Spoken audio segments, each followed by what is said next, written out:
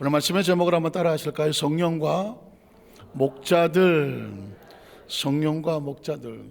예수 그리스도의 탄생은 예수님이 주인공이잖아요. 그런데 예수님을 주인공 삼아서 메시아가 탄생 가운데 배우여 움직이는 성령님의 모습을 놓쳐서는 안 되는 겁니다. 메시아 탄생을 예언한 것도 성령님, 그 탄생을 위해서 동정녀 마리아가 잉태하게 하신 것도 성령으로 말미암아 잉태된 것이다. 그 성령의 역사하심이 성경은 정확하게 기록됩니다. 그리고 성령의 인도를 받아서 그 마음에 감동과 지시를 받았던 안나와 시몬이라는 사람은 메시아 보기를 사모했습니다. 오죽하면 넌 메시아를 보기 전까지 결코 죽지 아니할 것이다. 하나님께서는 특별한 은혜와 은총을 주셨습니다. 메시아를 사모하는 마음을 가진 그 두 사람이 지금도 우리에게 도전이 되지 않습니까? 여러분 어떠십니까? 초림이라고 하는 건, 성탄절이라고 하는 것은 예수님이 오시기를 기다리지만 그 당시 사람들은 메시아를 간절히 기다리고 사모했었습니다. 오늘 그런 초림은 우리에게 재림의 모델을 주는 겁니다. 예수님을 구주로 믿으시면 아멘 하시기 바랍니다. 오늘 저와 여러분의 존재적인 목적이 뭘까요? 이 땅에 태어나 살다 보니까 먹고 사는 게 다인가? 나의 목적은 뭘까? 예수를 믿지 아니하면 그 존재의 목적을 모릅니다. 예수를 믿고 나니까 하나님이라는 창조주를 알게 되고, 예수를 믿고 나니까 우리 하나님의 자녀라는 사실을 알게 되고, 예수를 믿고 나니까 예수님을 알게 되고, 예수의 대속의 은총을 알게 되고, 예수님의 약속을 알게 되고, 그 약속은 뭘까요? 신랑은 신부를 데리러 온다는 것입니다. 그것이 바로 세컨드 카밍이라고 말하는 재림인 것이죠. 초림을 기다렸던 그 시대 사람들에게 우리에게 도전을 주는 겁니다. 너희는 재림의 예수를 기다려라는 것입니다. 준비하고 기다리는 자, 그것이 우리의 신앙인 것입니다. 초대교회 성도들은 마라나타 했습니다. 아멘 주 예수여 어서 오시옵소서.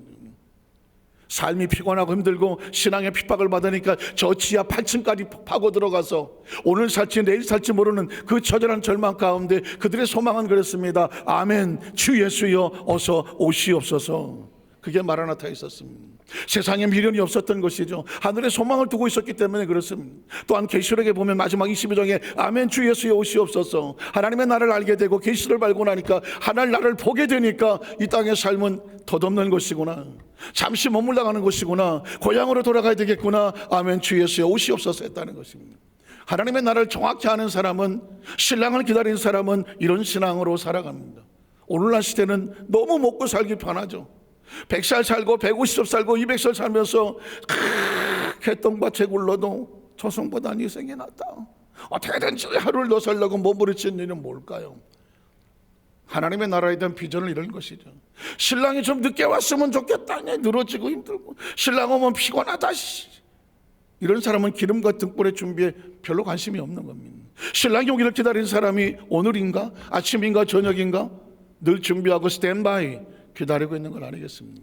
그것을 깨우쳐 알게 하시는 분이 바로 성령님이라고 말했습니다. 동방의 박사들도 우리는 어렸을 때부터 지금까지 동방박사 세 사람, 황금과 유황과 모령, 그 정도 선에서 묻혔는데 그들이 동방이 소기까지 얼마나 많은 시간을 기다렸을까요? 얼마나 별을 바라보면서 그 메시아가 어느 지역에 어떻게 올 것인가 삼하고 기다리고 높이면 안 되니까 그 별을 보고 그 별을 따라서 산을 넘고 물을 건너서 그 메시아 있는 곳에 와서 우리가 메시아에게 아기 예수께 경배하러 왔노라. 여러분 그 동방박사 우리에게 어떤 메시지를 줍니까? 지금 우리 열정이 그만큼 살아있습니까? 그 열망이 살아있느냐고 묻는 것입니까? 우리를 하나님께 열정 있게 하는 것은 은혜입니다. 은혜를 받으면 시간 가는 줄을 모릅니다. 은혜를 받으면 예배가 사모합니다. 은혜를 받으면 주일을 기다립니다. 은혜를 받으면 기도하고 싶은 곳을 찾아갑니다. 은혜를 받으면 그 입술에 찬양이 떠나지를 않습니다. 은혜를 받으면 모든 사람들이 은혜롭게 보입니다. 은혜를 받으면 잃어버린 영혼을 찾으면 불쌍히 견딜 수가 없습니다. 은혜를 받으면 내 남은 생을 어떻게 쓸 것인가, 하나님 내 은혜를 갚기를 원합니다. 헌신하기를 원합니다. 주여 나를 당신의 도구로 사용하여 주시옵소서. 이게 열정이 내 열망에 나오는 겁니다. 가만히 있어도 하나님 은혜가 눈물이 저절로 흘러나오는 거죠. 그러나 은혜가 떨어지면 만사가 굳혔습니다. 은혜가 떨어지면 아무것도 하기 싫습니다. 은혜가 떨어지면 세상 소리에 귀를 기울이게 됩니다. 은혜가 떨어지면 좀 더 졸자 좀 더 자자 눕자 합니다. 은혜가 떨어지면 세상이 더 좋아 보입니다. 신앙은 가득한 아름다운 추억으로 남았습니다. 예전엔 나도 그랬어. 나도 한때는 그랬어. 한때 그랬다는 것이 무슨 의미가 있습니까? 지금은 다 떨어져 버렸는데 기름도 떨어지고 등불도 꺼지고 신랑이 와도 아무런 준비가 안 되어 있는데 이것처럼 처참한 것이 어디 있습니까? 자, 오늘 어떤 기사를 하나 봤더니 70이 가장 중요한 인생의 고비라고 하다 보니 70까지는 건강관리를 잘하면 지성이든 뭐든 잘 별 차이가 없답니다. 그런데 한 80 되면 모든 게 귀찮답니다. 일어나는 것도 귀찮고 사람 만나는 것도 귀찮고 진지 드세요. 아이고 먹는 것도 귀찮고 80 되면 모든 체력이나 기능이나 이런 모든 것들이 다 내려앉아서 뭘 하고 싶어도 할 의욕이 없어. 왜? 다 떨어져 나가거든. 특히 남자들은 남성 호르몬이 바닥이 나갔고 80 되면 힘도 없어. 아무것도 못해요. 그런데 그 80이 돼도 기력 있게 힘 있게 살아갈 수 있는 것은 뭐냐? 그 전에 이 70대를 건강도 지식도 지혜도 서로 교류하고 교통하며 서로 좋은 친구들을 만나고 공동체를 만나서 늘 끊임없이 머리를 쓰고 끊임없이 찬양하고 감사하고 기뻐하면 80이 돼도 청청할 수 있다는 거예요. 이런 분들은 아멘 하신 분은 80을 넘어가실 거네요. 난 80갈 생각이 없는데 뭘 80. 여러분 기억하십시오. 중요한 것은 얼마나 나이를 먹냐가 중요하지 않습니다. 그 나이를 마지막 순간까지 우리의 이 생각이 반짝거리고 우리의 영혼이 번쩍거리고 몸과 마음이 뭘 움직이는데 불편함 없이 할 수 있는 것, 그걸 건강이라고 말하는 것입니다. 영적인 것도 마찬가지입니다. 신앙생활 평생 해놓고 나이를 먹는 것과 신앙하고 무슨 상관이 있습니까? 더 뜨거워지지 않습니까? 더 육신의 정욕과 안목의 정욕 이런 것들로부터 구애받지 않으니까 더 믿음에 충만해지지 않겠습니까? 저는 한 30대 때에 어떤 분이 신앙 상담하면서 펄펄 우는 걸 봤습니다. 얼굴이 너무 이뻐. 우리 성도들처럼 이뻐. 이쁘다는 개념을 잘 모르시죠? 그래서 남자들 유혹이 너무 많아. 목사님, 나 빨리 60 되고 싶어요. 왜 그러냐 그랬더니 자기를 가만히 내버려 두지를 않는데. 왜? 너무 이뻐서. 근데 이 사람은 전 그게 농담으로 안 들리더라고. 그 사람의 고민은 이 육신의 정욕, 이 안목의 정욕, 이걸 헤아릴 수가 없어. 30대 이걸 어떻게 조절이 안 돼? 오죽하면 붙잡고 이러겠어? 목사님, 나 60 되고 싶어요. 이 집요하게 드는 이 음욕과 정욕과 이것으로부터 자유하고 싶대. 그런 고민 해보셨습니까? 그런 고민 해보셨습니까? 육체를 가지고 있으니 육신의 정욕이 있어. 눈이 있으니 보이는 게 있어 갖고 견물생심이라 안목의 정욕이 욕심이 있어. 그리고 인간인지를 나이를 먹으면서 나는 나 자신을 드러내고 자랑하고 싶어. 이 지긋지긋하고 집요하게 달라붙는 육신의 이 욕망을 어떻게 할 거냐고. 아무리 거룩하고 깨끗하고 정결하게 살려고 몸부림을 쳐도 교회의 직분을 받고 사명을 받아 놓아도 이 육신의 속에 꿈틀거리고 있는 이걸 어떻게 하냐고. 유혹을 80대면 다 없어져. 80대면 다 없어져. 이해하십니까? 육신의 정욕은 그렇게 무너져야 없어. 그러니까 그분이 빨리 60대고 70대고 80대고 싶다고 하는 그 처절한 절규가 귀에서 떠나지를 않아요. 사랑하는 성도 여러분, 오늘 저와 이 땅에 삶을 살면서 아이고 목사님 나 20살인데 어떻게 해요? 그래서 그것을 이겨낼 수 있도록 하는 것이 뭐냐? 하나님이 주시는 성령의 충만함. 거룩함을 입으면 육신의 정욕과 안목의 이상의 자랑을 하나님의 성령의 충만함으로 그것들을 정리하고 잘라내고 막아내고 그것을 묶어내면서 이겨나갈 수 있습니다. 성령 충만 아니면 이겨낼 수 없습니다. 그래서 성령 충만은 뭐냐? 신부를 단정하는 것입니다. 그 열정과 열망을 잃어버리지 말라고 말씀하는 겁니다. 오늘 마지막 네 번째는 첫 번째 크리스마스 성탄절이에요. 그 예수의 메시아의 탄생을 가장 먼저 전달받았던 사람은 아이러니컬하게도 목자들이었었습니다. 그 들판에서 이름 없이 빛 없이 양틈에 자던 목자들에게 주의 사자가 나타나서 메시아가 태어났다라고 가장 먼저 이 소식을 들었던 사람은 목자들이었다는 것입니다. 왕도 아니고 서기관도 아니고 바리새인들도 아니고 종교주의자들도 아니고 묵묵히 자기 사명 양떼를 돌보던 무명의 목자들에게 나타나셨습니다. 우리 첫 번째로 양떼를 지키는 목자들에게 나타나신 천사의 모습을 보겠습니다. 누가복음 8절에 보니까 그 지역의 목자들이 그냥 밤에 밖에 자기 양떼를 지키더니. 전 이런 생각을 해봤습니다. 왜 하필이면 목자일까? 우리는 잘 목자에 대해서는 별 개념이 별로 없지만 유대인들은 목자라는 개념은 특별합니다. 기억하십니까? 시편 13편에 다윗은 하나님은 나의 목자다. 목자는 양들을 돌보는 거잖아요. 푸른 초장과 실만한 물가로 자신의 영혼을 소생시키고 의의 길로 인도하신다는. 목자는 자기들의 철저한 의지와 대상, 하나님을 목자로 의지하지 않습니까? 아니 이스라엘 백성은 그 목축업이 자기들의 주업이기 때문에 그 목자라고 하는 순간 하나님을 경험하고 그 사명을 대신하는 것이 목자거든. 예수님도 뭐라고 말합니까? 나는 굿 셰퍼드, 나는 선한 목자야. 양들을 위해서 목숨을 버린다 라고 말하지 않습니다. 어쩌면 이 목자라고 하는 단어 속에서 메시아가 이 땅에 오셔서 하실 그 어떤 사역의 모습이 그 목자라는 단어 속에서 우리에게 오버랩될 수도 있습니다. 어쨌든 이 목자는 이름도 모릅니다. 빛도 없고 알아주는 사람도 없지만 그 밤에 밤새도록 밖에서 양떼를 지키고 있었습니다. 오늘 그 사람에게 성경은 계속 이어집니다. 주의 사자가, 동방박사들에게는 별을 연구하기 때문에 별로 인도했습니다.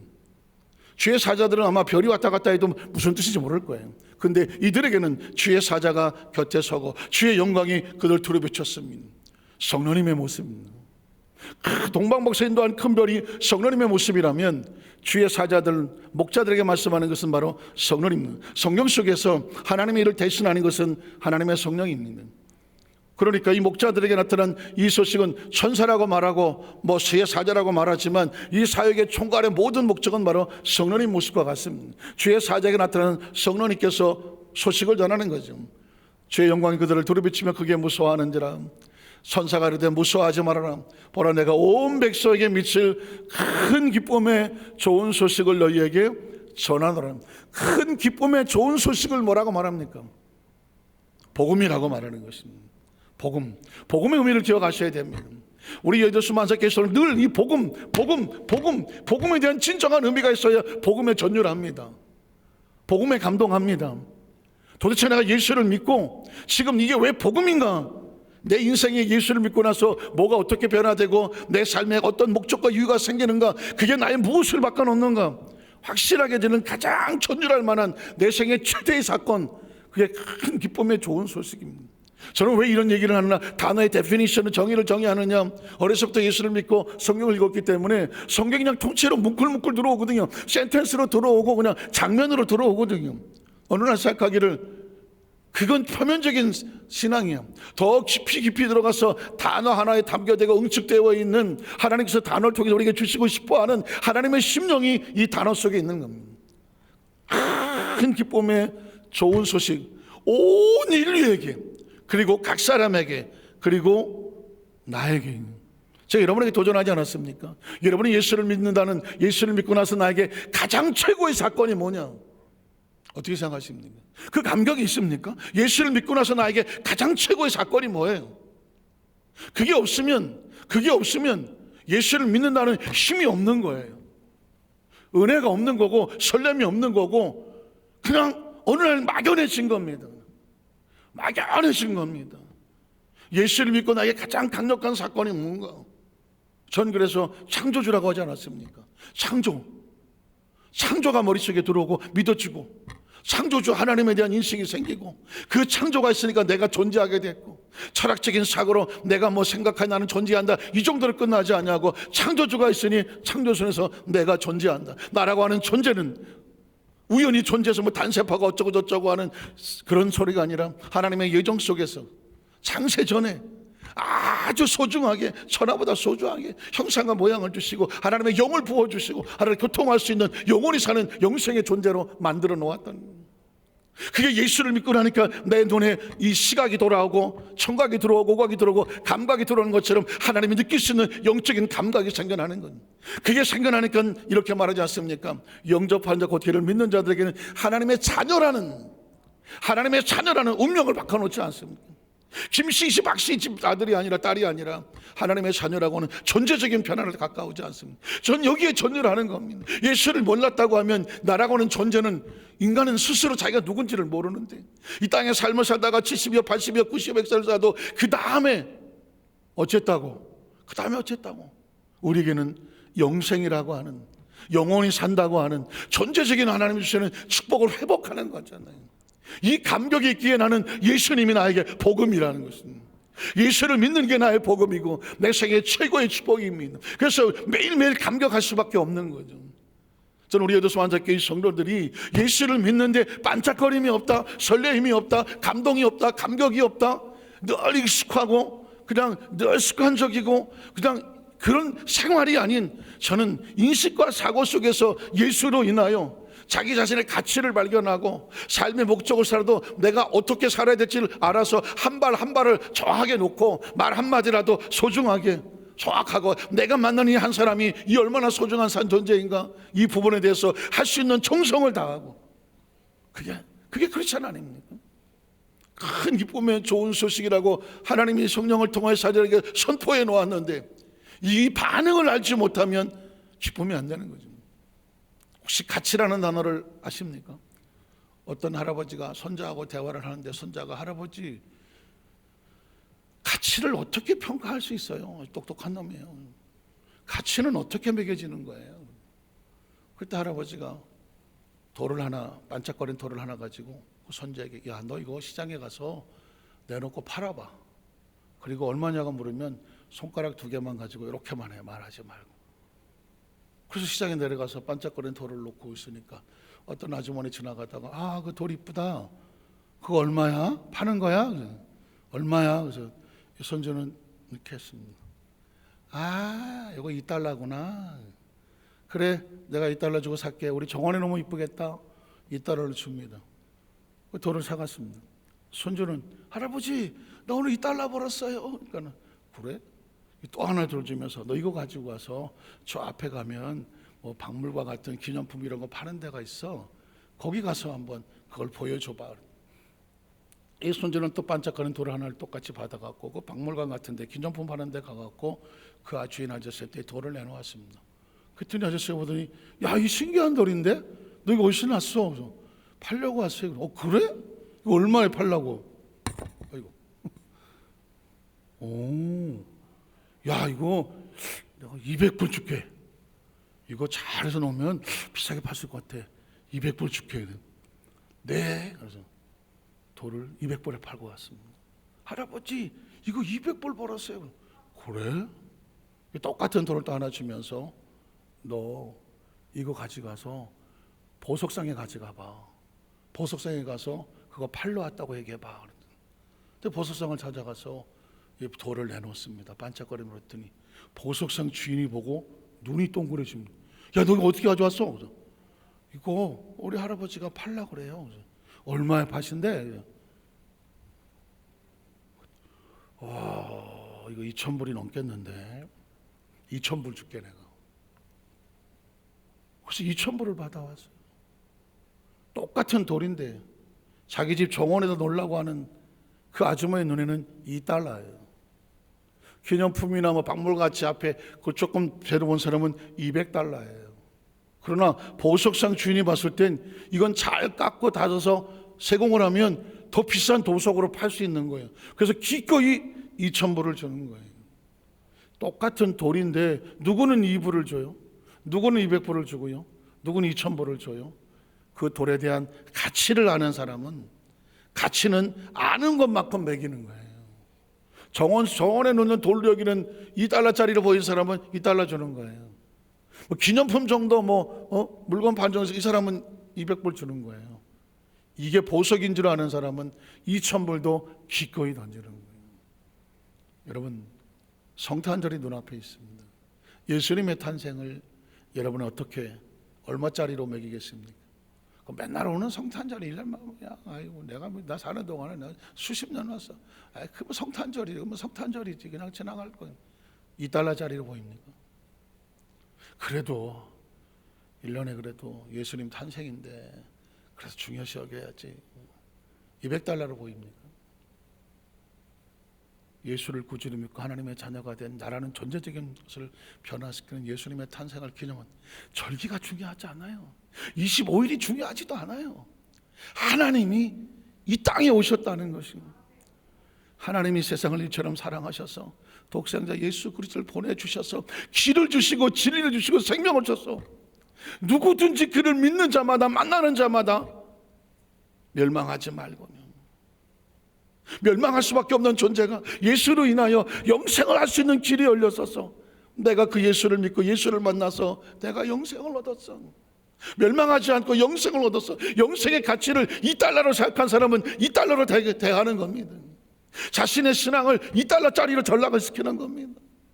내가 얻는 이 영생이 $200로 생각한 사람은 $200치 정도 생각하는 겁니다. 영생의 가치를 $2,000 아니야 어떻게 계산할 수 없는 한량없는 은혜라고 생각하면 그거 하나의 은혜의 감동과 감격으로 살아가는 겁니다. 가치는 우리가 그것을 어떻게 생각하느냐, 은혜 받은 것만큼 가치를 매기게 되어 있습니다. 안타깝지만 성탄절의 의미는 각자가 다 다릅니다. 안 믿는 사람들은 이론도 안 줍니다. 무슨 의미가 있겠어요? 필요 없어요. 그러나 은혜가 들어가 있는 사람 눈에는 이 성탄절이 특별히 여겨지기 시작을 합니다. 은혜가 충만한 사람은 성탄절이 내 생애의 운명을 바꾼 최대의 사건으로 생각을 합니다. 어떤 사람은 1년 내내 이 성탄절의 의미를 기억하면서 매일매일이 성탄절을 생각하고 내가 예수를 만나서 날아가는 존재가 이렇게 바뀌었구나, 감격과 감동으로 매일매일을 감격과 감동과 은혜로 살아가는 겁니다. 적어도 이렇게 살아가는 사람과 $2짜리로 아니면 $200짜리로 $2,000짜리로 값어치를 매기면서 그렇게 산 사람하고 똑같이 이 땅에 예수님이 오셨지만 어떤 사람은 저고리 여기고 어떤 사람은 왔나보다, 어떤 사람은 동방에서부터 달려와서 나는 예수를 만나야 돼요. 일생일대의 소원이 그 메시아를 만나기 위해서 수년을 연구하고 메시아를 만나고 그리고 성령에 따라서 고국으로 돌아가서 자신의 미션을 다하고 성경에 기록돼서 지금 우리에게 도전하고 있어서 너희는 동방의 막처럼 그런 열정과 열망이 아직도 속에서 불타고 있느냐고 묻는 거 아니겠습니까? 저는 여러분을 예수를 신랑으로 만난 신부로 단장을 시켜야 될 사명과 목적이 있기에 어떻게 하면 가장 아름다운 신부가 되게 하나, 가장 거룩한 신부가 되게 하나, 가장 열정적인 열망을 가지고 신랑을 기다리게 하는 신부가 되게 하나, 무엇을 어떻게 머리부터 발끝까지 단장을 시키나, 이게 저의 미션이에요. 이 땅의 모든 목회자들, 이제 제가 내년에 보니까는 노원수목회 부흥회도 가야 되고 신앙원에 가서 또 부흥회도 해야 되고 안산시 기독교연합회 청계교회 얼마나 올지 모르겠지만 여기 국회의원서부터 다 와서 신년 할애를 하게 되는데 그 신년 할애 설교를 저한테 맡겼습니다. 이 안산에 지도된 사람은 다 올 거예요. 크리스찬이 아니더라도 국회의원서부터 다 와서 앉아 있을 겁니다. 저는 그 사람들 앞에 놓고 뭐 하겠습니까? 당신들의 사명을 기억하라는. 시장은 안산시를 발전시키기 위해서 할 수 있는 걸 다 동원할 것이고 국회의원은 그 자리에서 자기를 뽑아준 그 지역을 위해서 목숨을 걸어라. 안산시에 있는 1,000명의 교육자들은 뭐하냐, 당신들이 맡고 있는 교회의 성도들을 다 신부 단장시켜서 마지막 혼인잔치에 길 바깥에서 구경거리로 만들지 말고 주인공을 만들어라. 목사가 그거 해야지 뭐합니까? 교회가 그거 해야지 그거 안 하면 뭐합니까? 나중에 이 땅에서 멋있는 교회 어쩌고 저쩌고 했지만 그 잔치에 들어갈 신부가 하나도 없이 바깥에서 둥뚫이고 울고 있다? 그 책임을 누가 질 겁니까? 목사들에게는, 목회자들에게는 그런 사명이 있는 겁니다. 장로님들, 권사님들, 이 재직들에게는 그 사명을 함께 도우라고 하는 그 사명이 있는 겁니다. 세월을 그냥 보내겠습니까? 세월 다 보냅니까? 세상 일 바쁘게 다 뛰어다니다가 나중에 신부 단장시키기 위해서 내가 장로를 세고 권사를 세고 안수사 세고 지역장 구역장 세우고 재직을 세웠어. 뭐 했어? 뭐 했냐고? 어떻게 하실 겁니까? 그런 두려움이 없습니까? 그런 긴장감이 없습니까? 그런 하나님에 대한 책임감이 없습니까? 우리가 한 10년 잘 놀다가 한 나중에 시간 남아 할 그럴 상황입니까? 아닌 것 같아요. 성경은 우리에게 긴박한, 예수님은 이렇게 말했습니다. 승천하시면서 이 중에 있는 사람은 내가 다시 올 곳을 볼 사람도 있다. 2000년 동안 오지 않지만 예수님이 승천할 때 본 사람들에게 너희가 본 그대로 예수님이 다시 오실 거라고 말했습니다. 오시지 않았습니다. 지금도 오시지 않았습니다. 그러나 그 시대 사람들에겐 오늘도 올 수 있다는 거죠. 그런 인식으로 살라는 겁니다. 이제 가셨으니까 2000년 3000년 뒤에 나오겠지, 늘어지게 살지 말아라. 너희가 지금 나 본 그대로 다시 그대로 온다. 그 시대 사람들조차도 내가 살아생전에 주님이 오시겠구나 긴장하며 살게 만들었습니다. 초대교회도 마찬가지고 이 시대도 마찬가지입니다. 하나님 말씀은 우리에게 가슴을 치게 만들어야 됩니다. 내가 잘못 살았구나. 내가 너무 게으르게 살았구나. 내가 너무 늘어지게 살았구나. 성령께서 감동을 주셔서 그러면 어떻게 할까 하고 베드로의 설교를 듣고 꼬꾸라지는 유대인들처럼 너희가 회개하고 방향을 바꾸고 죄의 사함을 얻고 침례를 받고 성령을 받으라. 그리하면 너희가 하나님의 자녀로서 은총을 받게 될 거다. 이게 초대교회 베드로가 성령을 받고 나서 메시지입니다. 여의도 수만자교회 성도들 말씀을 정리하기를 원합니다. 크리스마스 설교는 수천 번도 여러분 다 드셨고요. 목자가 어쩌고 무슨 동방박사 어쩌고 다 아는 스토리입니다. 그러나 이 2023년도의 크리스마스에 도전을 받기를 원합니다. 이대로 살아도 좋은가? 난 이대로 잘 살고 있는가? 혼인잔치의 기름과 등불은 나에게 충만하게 있는가? 오늘 신랑이다 하고 하면 내가 주여 털고 갈 수 있는 준비가 되어 있는가? 이 도전이 없다면, 이 긴박감이 없다면 크리스찬은 진짜 크리스찬일지, 똑같은 처녀인데도 문 밖에 있을지 문 안에 있을지는 아무도 보장하지 않습니다. 천사들은 예수님의 탄생을 선포하며 온 백성이 큰 기쁨의 좋은 소식이다.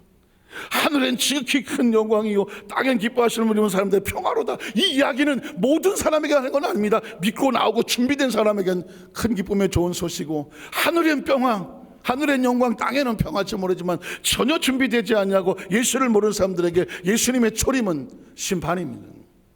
예수를 인하여 믿는 자와 믿지 않는 자가 갈라지는 것처럼 초림의 시대대로 지금도 마찬가지, 예수를 통하여 믿는 자와 믿지 않는 자가 갈라지는 것처럼 재림도 마찬가지입니다.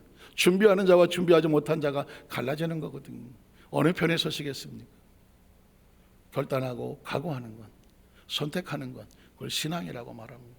오늘 말씀이 저와 여러분의 마음속에 있어서 앞으로 내가 어떻게 살아야 되나, 지나간 거에 어쩔 수 없지만 내가 하나님께서 주시는 2023년도를 마무리를 충분히 하나님 앞에서 몸부림쳐 기도하면서 나 자신을 돌아보고 성찰하고 2024년을 향하여 갈 때는 나의 모든 주된 목적이 뭔가, 나의 모든 주된 관심이 뭔가, 내가 바라야 될 목적이 뭔가, 신랑식을 만든 신부 입장을 해서 되기 위해서 내가 끊어야 될 게 뭘까, 내가 더 준비해야 될 게 뭘까, 내가 내 가의 방향을 어떻게 정해야 될까. 목적이 있는 사람은 허튼 대로 시간 쓰지 않고 돈 쓰지 아니하고 에너지 쓰지 아니하고 다른 데 허비하지 않습니다. 신랑을 기다리는 사람은 오직 신랑이 좋아할 것만 준비하고, 그래 가장 아름다운 신부의 모습을 단장하는 데 물질을 쓰고, 그거 단장하는 데 시간을 쓰고, 단장하는 데 자기의 모든 달란트를 씁니다. 간절히 바라는 우리 예수만의 모든 성도들이 이 땅의 모든 그리스도의 신부들 가운데 가장 아름답고, 아름답다는 소리를 들어봤어야지. 가장 아름답고 가장 예쁘고 가장 순수하고 가장 거룩하고, 신랑이 와서 누구 보겠습니까? 내가 너를 보니 네 마음을 알겠다. 하나님의 눈이 우리 성도들에게 눈에 두는 우리 성도 되시기를 주의 이름으로 축복합니다. 기도하겠습니다. 하나님 아버지,